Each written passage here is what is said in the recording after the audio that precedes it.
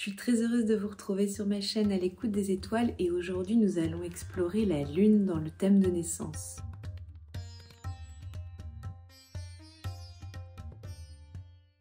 Comprendre les besoins de cette lune dans notre thème de naissance, ça va nous permettre déjà de mieux nous connaître et de travailler en conscience sur notre croissance émotionnelle et spirituelle. En astrologie, la lune symbolise nos émotions, notre émotivité, notre sensibilité, notre intuition, notre imaginaire, nos racines, là d'où on vient, notre histoire, notre passé, notre relation au féminin. C'est vraiment cette énergie yin qui nous relie donc à cette féminité en nous. Et cette féminité, c'est toute la partie sensible, donc notre cœur, notre générosité, notre amour. Elle va nous permettre de comprendre notre façon de gérer nos émotions, notre façon de nous relier à notre intuition, nos besoins profonds. Qu'est-ce qui va nous nourrir profondément? Qu'est-ce qui va répondre à cet enfant intérieur, donc aux besoins de cet enfant intérieur? Cette lune, elle nous connecte au passé, à notre histoire, à notre lignée familiale. On va pouvoir aussi voir avec le placement de la lune dans le thème de naissance notre rapport au féminin et à notre mère, à notre lignée maternelle.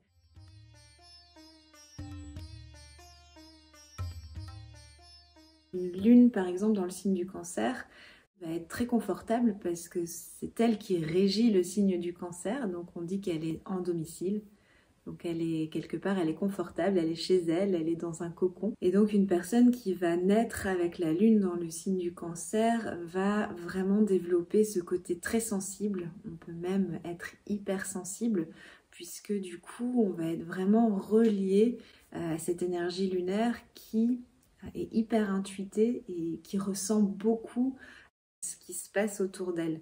Et elle va aussi subir quelque part les fluctuations et donc la personne va peut-être avoir des besoins changeants régulièrement puisque du coup elle va vraiment être dans un mouvement changeant en permanence. Avec une lune en Cancer, il y a un besoin naturel de prendre soin de son intériorité, donc dans le quotidien ça peut se manifester par prendre soin des autres, prendre soin de ses enfants, prendre soin de ses familles, prendre soin de soi, prendre soin de son foyer, de son cocon.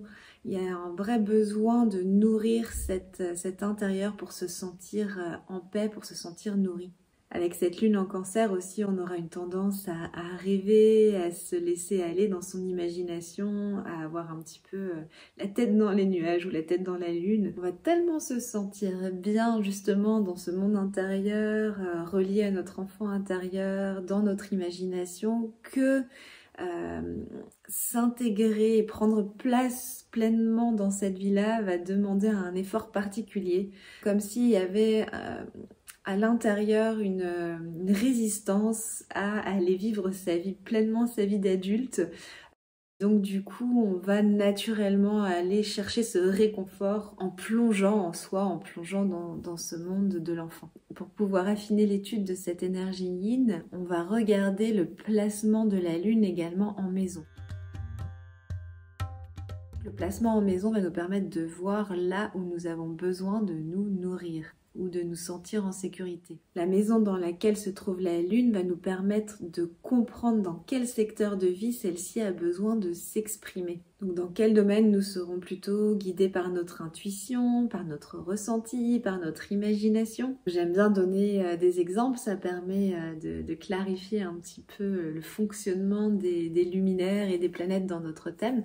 Donc si on prend l'exemple d'une lune en maison 9, la maison 9 c'est la maison qui nous relie à la connaissance, à l'expansion, au développement de soi, au plongeon dans une réalité beaucoup plus spirituelle, dans la connaissance de manière générale, dans l'envie de s'ouvrir au monde, dans l'envie de sortir de sa zone de confort, d'aller explorer cette terre, d'aller explorer toutes les connaissances qui existent.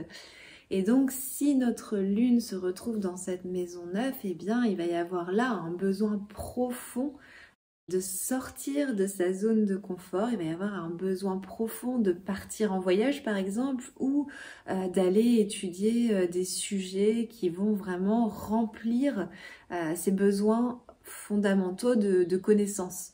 Ça peut être à travers l'étude de la philosophie, de la théologie, à travers l'étude de la littérature, du théâtre, l'ethnologie, l'anthropologie, le fait de pouvoir vraiment se relier au monde avec cette envie de comprendre le monde dans sa diversité. En gros, la personne se nourrira de tout ce qui pourra lui permettre d'évoluer et de sortir de sa zone de confort. La lune représente aussi le lien au public, à l'audience, à la clientèle. Donc on peut imaginer qu'avec une lune en maison 9, on pourra trouver une forme de popularité ou de reconnaissance dans nos voyages ou à l'étranger, ou peut-être même de découvrir une terre nourricière à l'étranger et de recréer son cocon de vie à l'étranger, c'est tout à fait possible.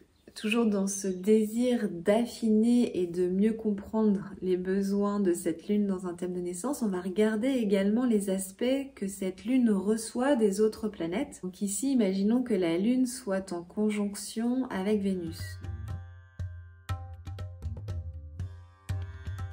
Donc Vénus, à proximité de la Lune, va la colorer de charme, de beauté, de douceur, de romantisme, d'harmonie, d'amour. On est vraiment dans ces énergies très douces. Et donc la personne sera certainement sensible à ces valeurs. Elle sera nourrie par l'art, par l'équilibre, l'harmonie. Donc imaginons cette lune qui reçoit toute la douceur et la bienveillance de Vénus. Si maintenant elle se retrouve d'un autre côté opposé à la planète Mars, eh bien, elle va aussi se retrouver confrontée à cette énergie guerrière, au fait de pouvoir prendre sa place, de pouvoir impulser, de pouvoir dynamiser, et ça risque d'être quelque chose de plutôt conflictuel chez elle, puisque du coup, on se retrouve dans une opposition.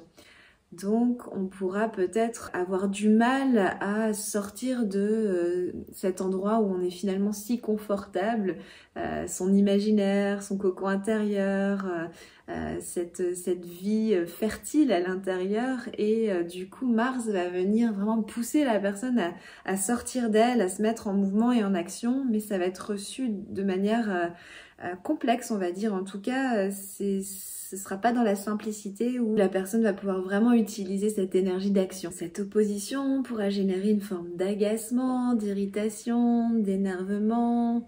Ça va venir nous chercher, sur le fait justement de devoir sortir de cette intériorité pour pouvoir aller l'exprimer au monde quelque part. Il y aura certainement de la nervosité et ce sera peut-être pas forcément évident de gérer ses émotions. Et on pourra participer en co-créant des événements qui viendront un petit peu déstabiliser cette paix intérieure et qui viendront nous exhorter à exprimer ces émotions et ne pas les exprimer de manière virulente. Donc la vie va certainement organiser, orchestrer autour de soi des événements justement pour tester à quel point on peut partager nos émotions sans être bousculé à le faire.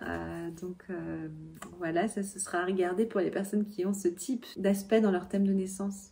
Ce qui nous permettra aussi certainement de petit à petit développer notre force intérieure. Donc comme vous l'avez vu, le positionnement de la Lune dans notre thème de naissance nous donne de vraies clés pour comprendre nos besoins profonds, de savoir comment ceux-ci s'expriment et de savoir également qu'est-ce qui nous nourrit profondément et sincèrement dans notre existence. Elle nous donne également de vrais indices pour comprendre comment gérer nos besoins émotionnels, comment gérer cette sensibilité et parfois cette hypersensibilité. C'est finalement encore une vraie clé de compréhension qui nous permet de cheminer encore plus en conscience et de s'accepter entièrement tel que l'on est, avec évidemment cette possibilité d'évoluer. On n'est jamais figé, on ne sera jamais bloqué dans un carcan, mais c'est vrai que de pouvoir s'accepter pleinement dans ses besoins, ses ressentis, sa sensibilité et faire la paix avec cette partie de nous-mêmes, ça nous permet de vraiment